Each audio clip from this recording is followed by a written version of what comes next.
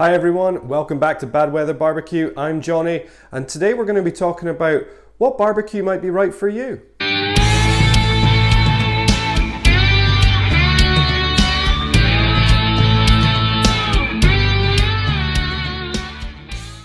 Okay, so which barbecue is right for you? Well, let's have a little look at some key questions that we need to answer first before we then delve into what you can buy. So ultimately, what are you going to be cooking? Is it big bits of meat, or is it kebabs, burgers, sausages, that kind of thing? How much capacity basically do you need? How many people are you going to be cooking for? Ultimately though, it might just come down to what's your budget. So once you've got the answer to those questions, then we can start to have a look at what's available for you to buy. So very simply, you can look at two different types of main barbecues. So do you want a lump wood and charcoal powered barbecue, or do you want a gas powered barbecue? So in terms of the charcoal or lump wood powered barbecues, you've got sort of two main types. The first is your portable barbecues, and the second is your regular kettle grills. Now both of these are absolutely amazing depending on what you need them for. So today we're going to have a little look at particularly the portable barbecue, but we'll also have a little look at the kettle grill as well. So let's start with the portable barbecue. And this is mine. This is where my journey started about 12 years ago. This is a fantastic barbecue. This is the Weber Smokey Joe. I've had this everywhere. I've had this with me on holiday down in England. I've had it to the beach. I've actually had it powering my cabinet smoker that you can see in the background there as well. It's a massively versatile barbecue. I'm going to put some pictures on the screen now so you can see the insides of the barbecue, but I just wanted to talk through what sort of advantages and disadvantages do you get through owning or at least starting with one of these Weber Smokey Joes. Well, as I said, it's portable. You can take it anywhere with you. You can get carry cases for them, which are relatively inexpensive, and therefore just makes it so much easier in terms of transporting it around. They're so easy to maintain. Once it's cooled down, it's really easy just to tip the ash out and just then clean it up and then have it ready for your next barbecue. There's low cost.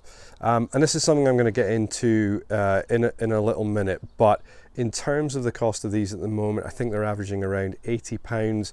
So again, you know, over the 12 years that I've had this thing, it's cost me next to nothing. As I've said previously, this can be used to power other barbecues. In my example, it's my cabinet smoker that's just over my shoulder there. This has done so many cooks. I wouldn't be able to count it how many cooks this has actually done for me.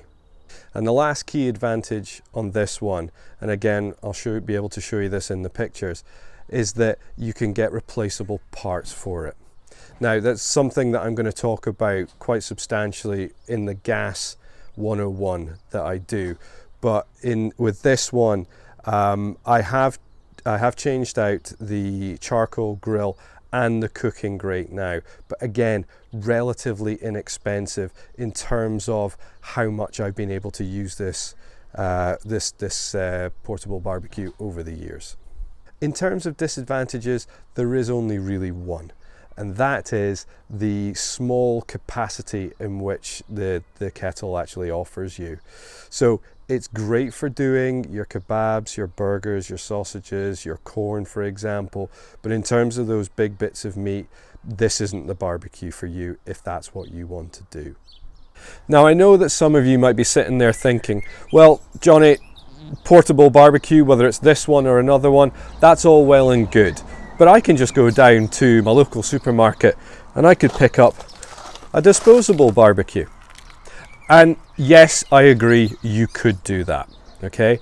But one thing that I just want to mention is something which I touched on earlier, which is around cost. So, as I said, this was around £80. I got it 12 years ago, so rough maths, this has cost me just under £7 a year, okay? Yes, you have to buy charcoal, I accept that, but again, even for, you know, decent charcoal or lump wood, it's relatively inexpensive.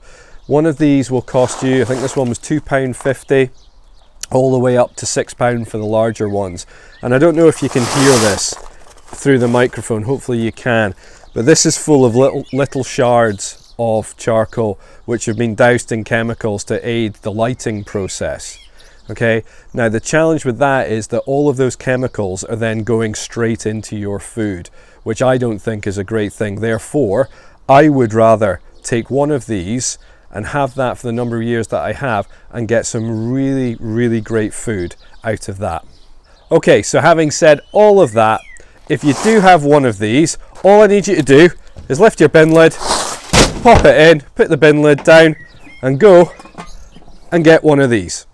Anyway, I hope you've enjoyed the video today. Please hit that like button, hit the subscribe button, hit the bell for future notifications, and we'll look forward to seeing you in the next video.